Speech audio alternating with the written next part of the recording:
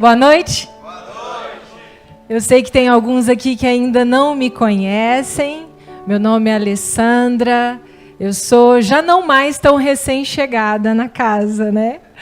Eu vim para Verbo Lapa em agosto deste ano, com meu esposo Emerson. Está aqui esse varão lindo de Deus, esse lindão. E eu me casei em julho, né? E dentro do de repente, a nossa história é um de repente. De repente, é um testemunho do de repente de Deus, amados. E nessa tarde, quando eu estava meditando, né, na palavra, ali, estudando, Senhor, o que eu vou falar? Né? O que o Senhor quer? O que o Senhor tem preparado? Que o de repente acontece, amados. Mas nós precisamos ter fé. E é interessante como tudo vai sendo alinhado, né? Os louvores foram sobre fé. E o de repente de Deus aconteceu depois de anos que eu decidi, mais de 4 anos, esperar realmente o de repente do Senhor. E o de repente anda, fala, tem os cabelos de vovô quase, é Emerson. Tem 1 ano, agora em novembro fez 1 ano, que nós nos conhecemos, namoramos e casamos. Em 6 meses aconteceu tudo isso, e agora 1 ano já que a gente se conhece. O de repente do Senhor acontece, amados. O ano passado, nessa altura do ano, eu estava dizendo para minha mãe, mãe, eu vou ser pedida em casamento até o dia 31, tem que ser em 2019. E a minha mãe olhava para mim e dizia, uai, como assim? Uai é coisa de mineiro, tá? Coisa de Belzontino. Uai, como assim? Mãe, vai acontecer, porque... Amados, a fé não desiste. Fala para o seu irmão, a fé não desiste. Não importa se falta 1 dia, se falta algumas horas. Eu fui para o dia 31 no culto do Verbo Lapa em Belo Horizonte, dizendo para mim mesmo, o dia 31 ainda não acabou e eu vou ser pedida em casamento. O Espírito Santo já tinha falado comigo e eu cria com todo o meu coração. E, amados, a fé não desiste. A fé persevera, a fé avança, a fé nos faz avançar no Senhor, amém? Fala, nesta noite, nós vamos declarar que nós vamos avançar. E em 2019, de repente, muita coisa vai acontecer. Aleluia! Glória a Deus. Abra sua palavra, amados, por gentileza. Oh, glórias! Na carta aos Colossenses, capítulo 2, aleluia! Versículo 6. Deus é bom. Oh, glórias!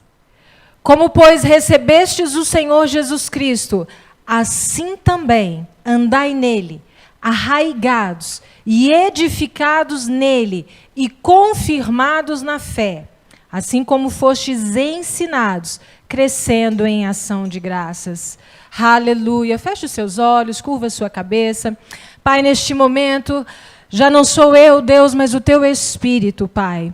Pai, que o teu Espírito venha falar aos nossos corações. Pai, que o Senhor venha com espírito de revelação, de sabedoria, de conhecimento. Queremos ser alimentados pela tua palavra. Fala aos nossos corações. Comunica, Pai, o teu desejo, Pai, para nós. Em nome do Senhor Jesus Cristo, Pai.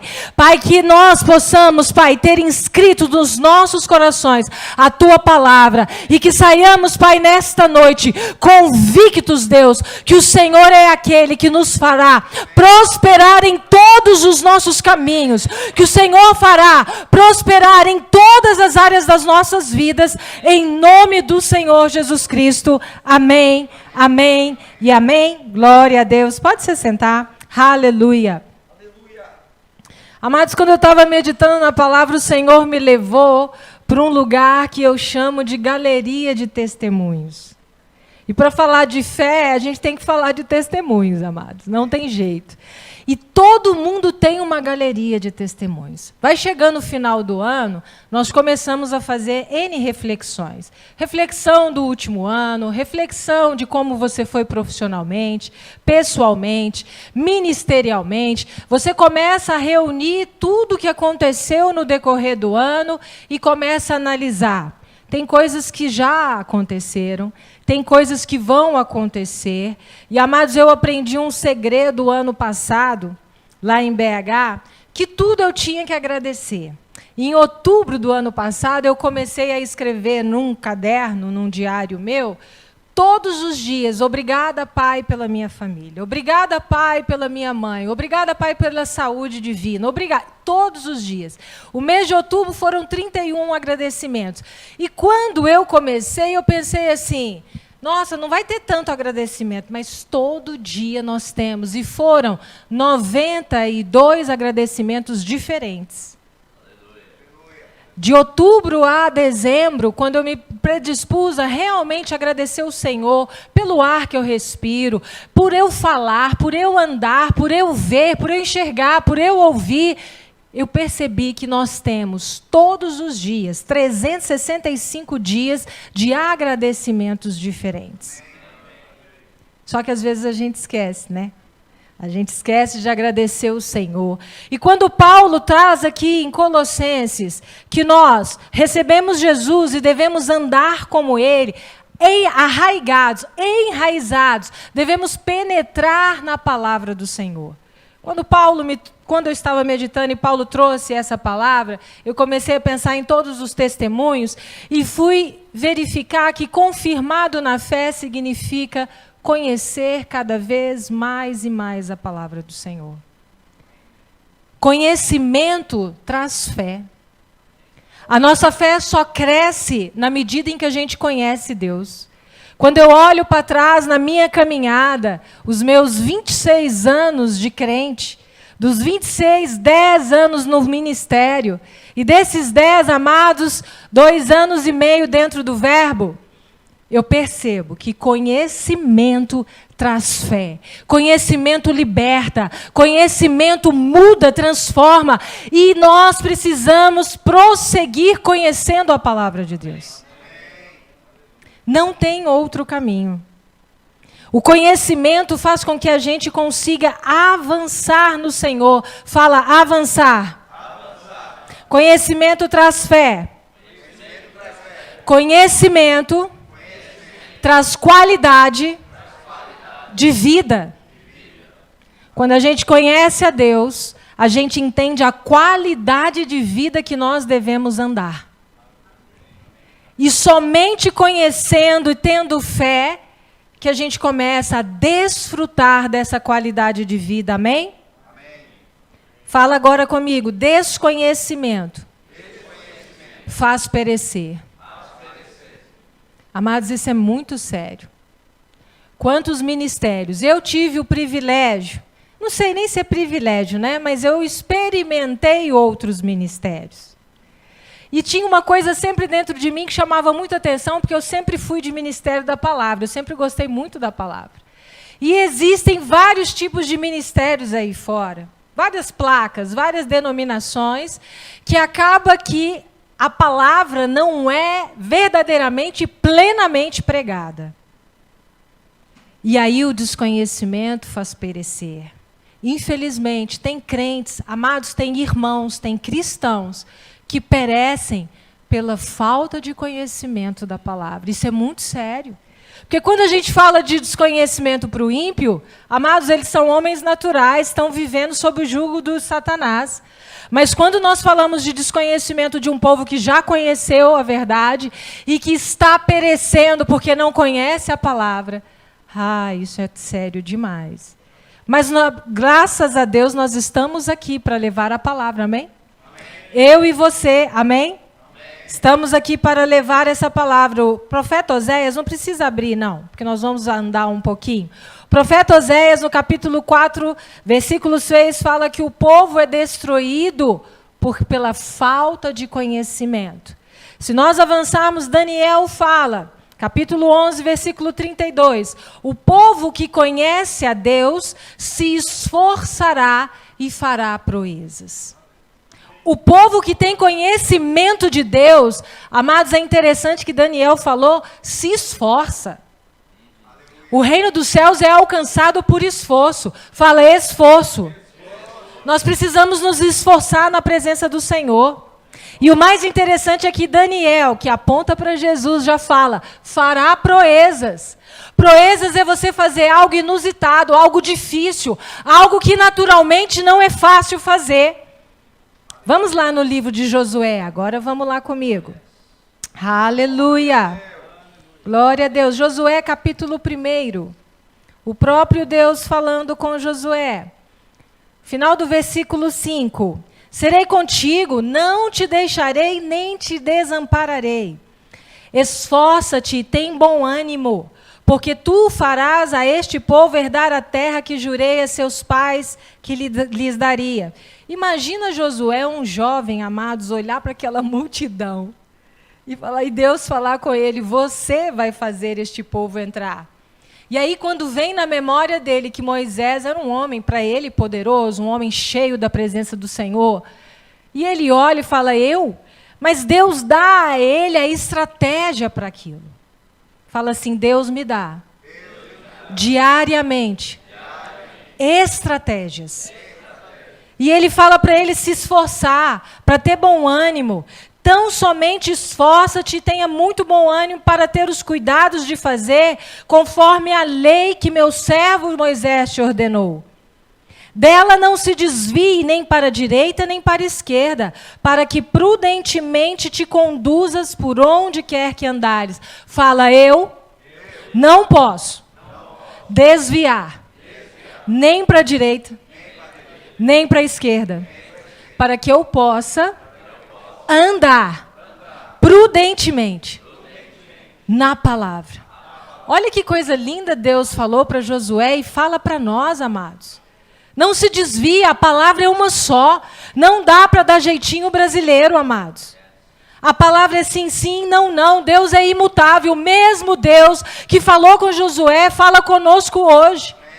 Não se desvia nem para a esquerda, nem para a direita, mas permaneça firme, inabalável, indesistível, para que o seu caminho seja prudente. E ele prossegue falando, a parte difícil para o cristão, não se aparte da tua boca o livro desta lei. A palavra de Deus não pode se apartar dos nossos lábios, amado. Ele já está dizendo, antes, medita nela de dia e de noite. Meditar significa estudar. Fala assim, meditar. Significa estudar. Às vezes a gente para fazer um devocional, ou a gente quer acordar. O dia a dia tem sido muito corrido, né, amados? Os nossos dias são corridos, são céleres. O próprio Jesus falou que teríamos dias trabalhosos. E a gente abre a palavra, lê um versículo e sai correndo. Amados, isso não é meditar. Isso é ler um versículo. Meditar é parar e estudar, debruçar, gastar um pouco mais de tempo entendendo o que o Senhor está falando ao seu coração. Ler um versículo é para você, é válido, mas meditar, e ele fala de dia e de noite, ou seja, estude a palavra diariamente.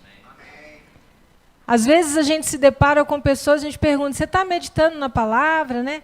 Nossa, esqueci, pede perdão para Deus, Senhor, eu esqueci de ler a palavra. Eu ouvi Joyce Meyer falar isso. Amados, não adianta pedir desculpa para Deus de não ter lido a palavra. Deus conhece a palavra. Ele é o autor da palavra.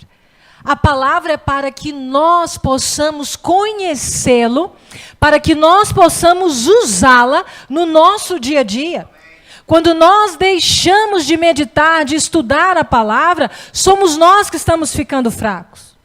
Não é Deus. Deus não precisa que nós façamos isso para Ele. Nós fazemos isso para nós, para nos alimentarmos. O nosso querido reverendo Reagan fala o seguinte, assim como tem um dito popular agora, nós somos aquilo que comemos, né? Se comemos fast food, Nossa alimentação é ruim, então estamos tendo uma alimentação ruim. Assim é nossa vida espiritual. Se nos alimentamos de novela, nós vamos saber falar de novela. Se nos alimentamos de coisas que não são a palavra de Deus, nós vamos falar estas coisas e não a palavra de Deus. Amados, Satanás fica ao derredor procurando o dia oportuno para te atacar. Jesus falou, ele é o ladrão, ele veio para matar, roubar e destruir. Ele fica ao derredor rugindo como um leão, para que ele encontre oportunidade. Fala, oportunidade. E nós vamos vencê-lo quando ele encontrar essa oportunidade com a palavra. Se estivermos abastecidos, alimentados, cheios da palavra, nós vamos fazer assim na cara dele. Satanás, aqui você não tem autoridade. Satanás, deixa eu te dizer, eu sou filho amado de Deus. Satanás, o Senhor falou que eu posso todas as coisas. Amados, no momento que ele se levantar, você se ergue por dentro e começa a dizer para ele a palavra. Por isso que Deus falou para Josué, não se aparte dos seus lábios a palavra. Não deixa a palavra longe do seu coração, não. Se o seu coração estiver cheio da palavra, você vai falar palavra. E Satanás vai ter que bater em retirada. Aleluia, aleluia. Quando nós vemos Josué, e o Senhor fala para ele, para que tenha cuidado de fazer conforme tudo quanto nele está escrito, então farás prosperar o teu caminho. Fala, quando eu ando na palavra, o Senhor faz prosperar o meu caminho. O Senhor Jesus disse em João 8,32, e conhecereis a verdade, e a verdade vos libertará. Amados, Jesus é a liberdade. Nós todos conhecemos Jesus, amém? Todos aqui já são salvos, santos e amados? Aleluia! Então todos já conhecem a verdade. E a verdade nos liberta. Liberta de quê? Aqueles fariseus perguntaram para Jesus, como se nós já somos homens livres? Não somos escravos? Escravos, amados, do inimigo. Escravos do nosso dia a dia. Escravos, às vezes, de algum pecado. Escravos de coisas que impedem que nós avancemos no Senhor. Eu gosto de dizer que pecado é tudo aquilo que nos afasta de Deus.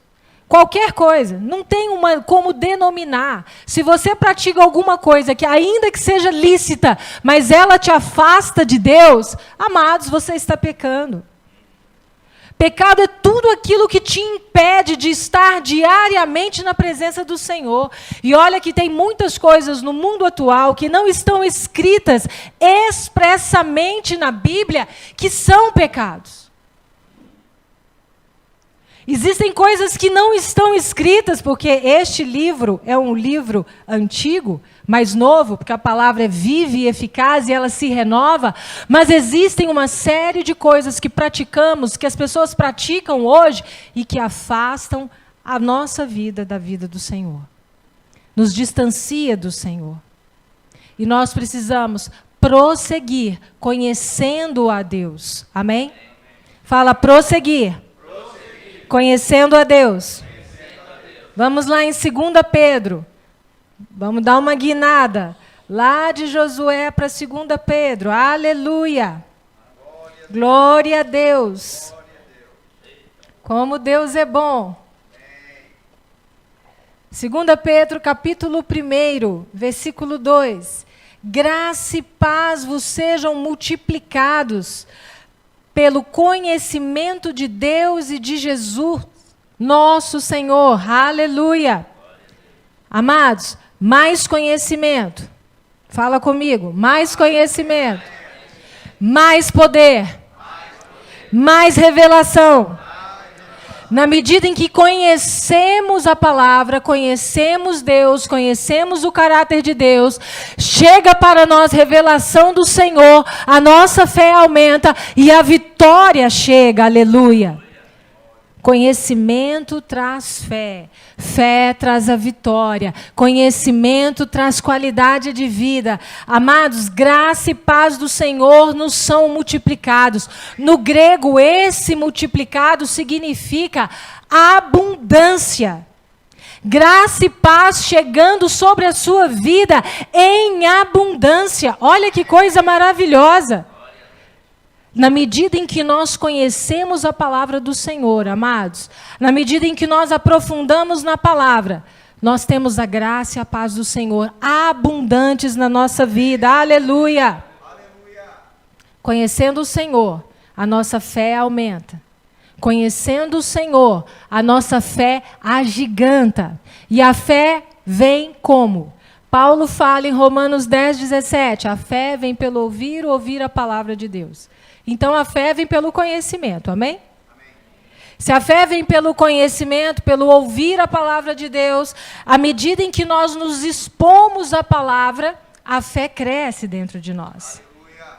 Por que muitos cristãos viram para a gente, o pastor deve ouvir isso todo dia, pastor, todos os pastores, quem está firme na igreja escuta isso direto. A minha fé não é do seu tamanho, pastor. A minha fé é muito pequenininha.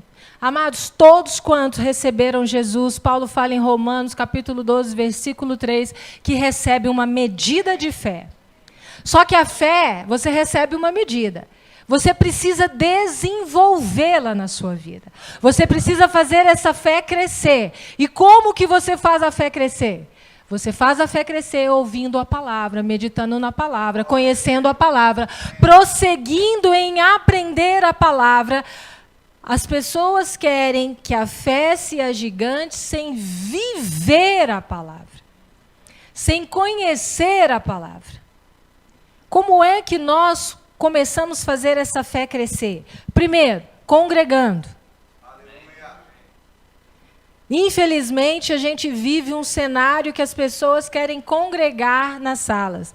Olha, a internet é maravilhosa, amados. A gente se comunica hoje no mundo inteiro e isso é fantástico. Eu tenho 2 irmãs que moram fora do país e glória a Deus pelo WhatsApp, pelo aquele que tem no iPhone, FaceTime. Glória a Deus, porque nos faz comunicar em lugares longínquos.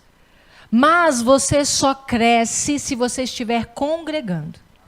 Amém. O autor da carta aos Hebreus, no capítulo 10, versículo 24, fala: e não abandoneis a vossa congregação, assim como muitos têm feito. Amados, isso é ordenança, está na palavra, tem que congregar. O Senhor nos dá uma graça individual para que nós sejamos abastecidos, amém? Glória a Deus pela graça do Senhor, mas é na congregação que existe uma graça coletiva, é na congregação que a multiforma do Senhor se manifesta. Amados, é na congregação que todos os dons estão em operação, é na congregação que nós temos ao mesmo tempo várias manifestações de milagres, de prodígios. Amém. Sozinho, dentro de casa, você tem a sua graça, amado. Mas a sua graça não toca em todos os dons. Só Jesus operou nos dons quíntuplos, quais sejam apóstolo, profeta, evangelista, mestre, pastor. Só Ele. E os 9 dons que estão lá em 1 Coríntios 12, dons de operações de milagre, de interpretações de língua, de variedade de língua, dons de sabedoria, de revelação, de conhecimento. Amados, é só na congregação que há a manifestação, fala manifestação, da graça coletiva. Existe uma graça coletiva operando aqui nessa noite, curando, libertando, abrindo portas, prosperando, operando sobrenatural. Então, dentro de casa, sozinho, amados, pode ouvir o maior e melhor pregador que existir na atualidade. A sua vida não avança. Precisa congregar. Existe uma diferença entre congregar e frequentar. Fala comigo, congregar. Frequentar. frequentador, dói aos meus ouvidos quando eu pergunto: você está congregando em algum lugar? A pessoa: assim, eu vou na igreja tal, na tal, na tal. E, amados, às vezes eu sou um pouco dura, porque eu respondo: não, você não entendeu minha pergunta. Eu não perguntei se você frequenta igrejas. A minha pergunta é: está congregando em alguma igreja? E congregar significa se ligar ao corpo, fazer parte daquele corpo naquele lugar, ter obrigações e responsabilidades naquele lugar. Congregar significa ser partícipe do corpo de Cristo em uma igreja, porque todos nós somos membros de um corpo. E esse corpo é o corpo de Cristo, amém? E quando a gente começa a conhecer o Senhor, quando a gente vai entendendo o Senhor, a gente então começa congregando. Primeiro passo. Primeiro a gente aceitou Jesus, depois a gente se liga ao corpo, depois estuda a palavra. Amados, existe uma diferença entre estudar e obedecer. Tem muitas pessoas que são afiadas na palavra, conhecem a palavra, mas não obedecem à palavra. É uma diferença grande, amados. Obedecer significa se sujeitar à palavra do Senhor. Quando o apóstolo Tiago fala, sujeitai-vos a Deus, amados, é andar em sujeição a Deus. E quando o apóstolo está falando a Deus, implica que a Deus, às autoridades civis, às autoridades eclesiásticas, ou seja, a sua liderança na igreja. É sujeitar mesmo, é obedecer mesmo. Eu fico imaginando se Abraão não obedecesse o Senhor. Deus nos ama de uma maneira esplendorosa, maravilhosa, amém? Fala assim: Deus me ama. Deus me ama. Eu não preciso fazer nada. Não preciso nem melhorar comportamento. Por que eu estou dizendo isso? Porque Deus te ama do jeito que você está. Depois que Ele te ama e você chega, e se você se sujeitar, aí Ele melhora o seu comportamento. Ele nos ama. Simplesmente nos ama como somos. Mas precisamos obedecer a palavra do Senhor. Então, quando estudamos, meditamos na palavra, precisamos também obedecê-la. Abraão simplesmente obedeceu. Amados, que fé era aquela? Quando Deus falou: traga o seu filho Isaque para mim em sacrifício, seu único filho. Ele deve ter pensado no coração dele: Deus, o Senhor me deu já foi um milagre maravilhoso. Eu vou te dar, porque você deve ter alguma providência para tomar. Fé é isso, é se lançar. É olhar para Deus e enxergar Deus.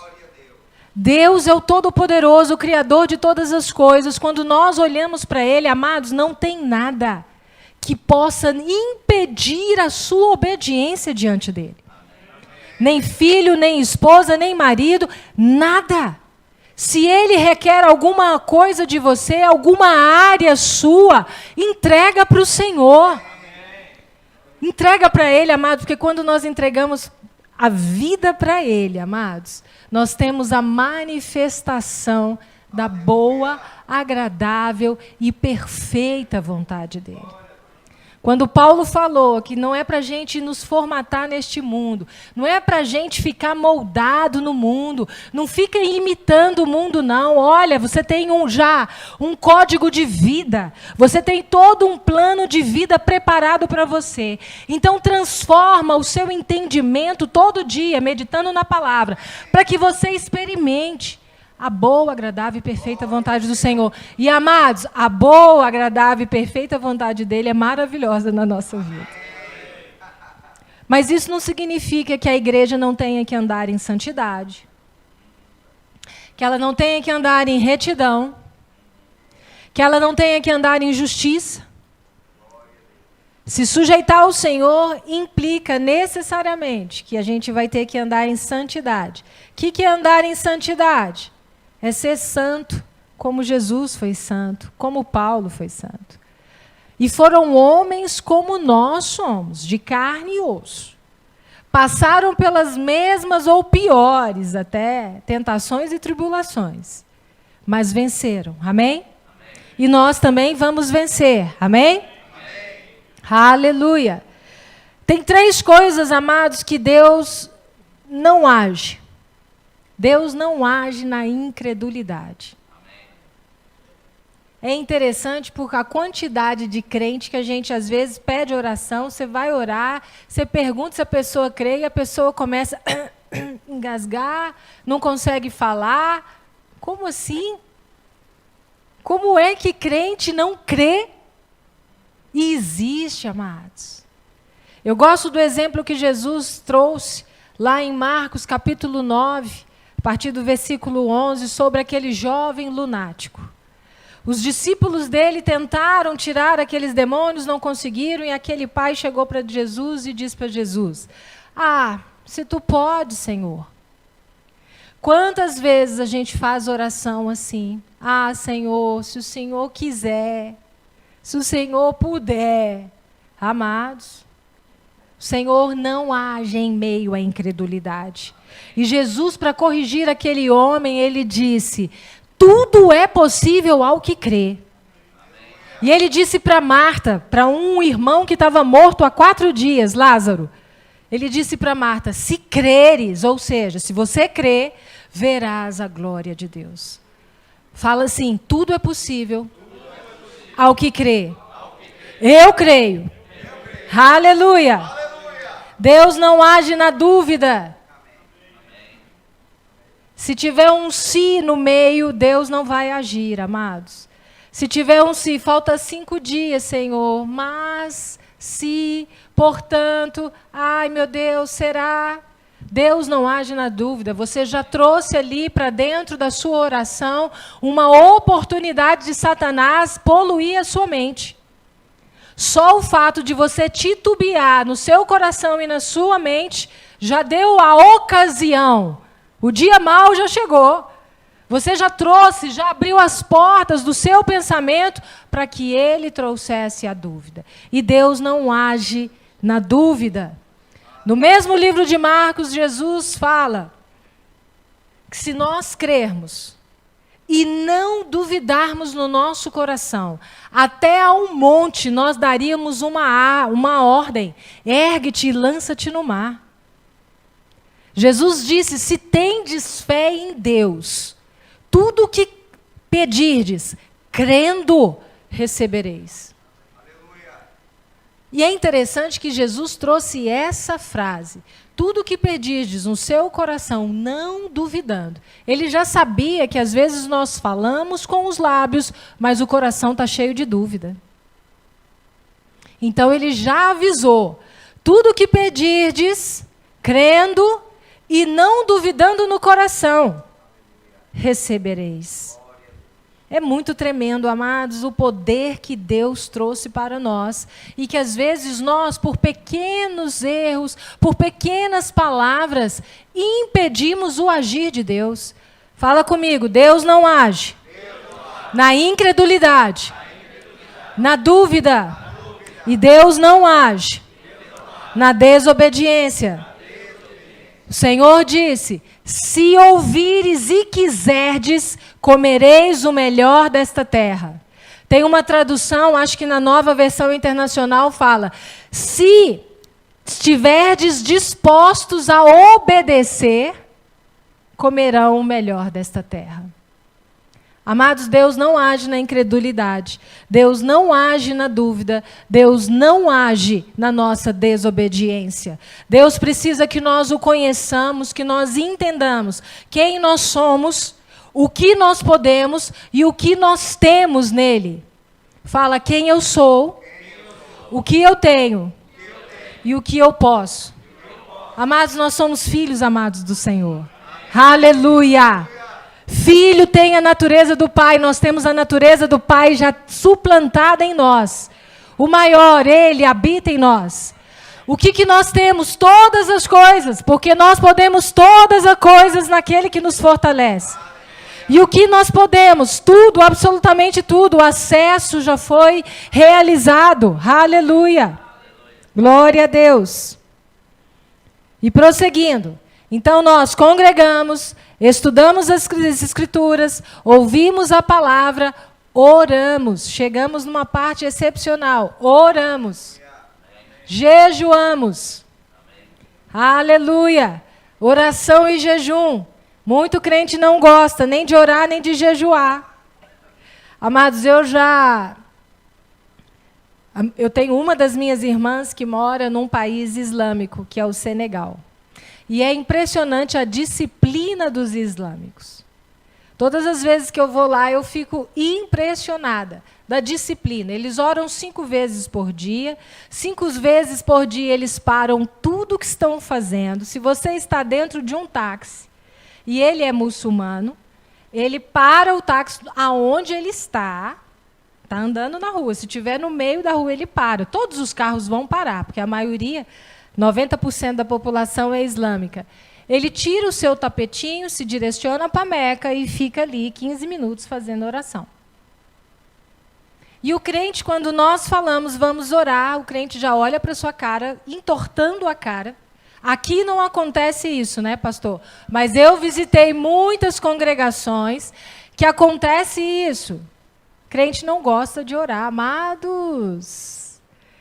É oração mesmo, se debruçar em oração, e é horas, tem oração que dura horas, e é horas, se é necessário ficar 1, 2, 3 horas, fique até você tocar o seu milagre. Traga à existência aquilo que Deus já prometeu na sua vida. Chame a existência e traga para você, através de quê? Da oração. Do jejum. O jejum serve para quê? Para nos fortalecer, para fazer com que o nosso espírito esteja sensível ao Espírito do Senhor, para que a gente tenha uma conexão ainda maior, para que possamos trazer e realizar, junto com o Senhor, o sobrenatural. Mas quando fala em oração, quando fala então em vigília, hein, pastor? Adorar o Senhor, devemos adorar o Senhor e estar cheio do Espírito Santo. Paulo fala, e não vos embriagueis com o vinho que traz dissolução, mas enchei-vos do Espírito. Enchei-vos do Espírito Santo. É interessante, amados, porque no dia mau, quando as circunstâncias se levantam contra as nossas vidas, o que vai definir se nós vamos permanecer de pé ou não, é o quanto nós conhecemos de Deus e da palavra. Aquela sunamita, eu gosto muito da história da sunamita. Porque aquela mulher, ela não tinha o maior habitando nela, ela não estava conectada 24 horas com o Espírito do Senhor, mas ela conhecia o Senhor. E a fé que ela tinha era uma fé tão grande que fez ela ser determinada e avançar para o milagre. O filho dela estava morto, já tinha perdido a respiração. E ela caminhava na rua sorrindo, né? Porque cristão sorri, não é? Amém. Cristão mostra dente em todas as situações. Todas as situações, cristão está sorrindo. Não tem como cristão ser emburrado, mal-humorado, mal amado. Amado, se você é cristão é porque Deus te ama. Deus ama a todos. Então você não é mal amado, pelo contrário, você é muito bem amado. Você é amado de Deus, filho amado do Senhor. E aquela mulher seguia na rua sorrindo, todo mundo... E olha como o inimigo é. Ele encontra ocasião. Ele levantou pessoas para perguntar para ela se tudo estava bem. Quantas pessoas às vezes passam pela gente, nunca nem dá bom dia. Mas no dia que você está diante de uma tentação, no dia que você está diante de uma circunstância, Satanás levanta uma multidão para toda hora perguntar, está tudo bem? E na vida daquela mulher, eu tenho certeza que várias vezes ela passou naquele mesmo caminho e ninguém nunca perguntou. Mas naquele dia, porque o filho dela estava morto, várias pessoas perguntaram, tudo vai bem? E ela dizia sorrindo, tudo vai bem.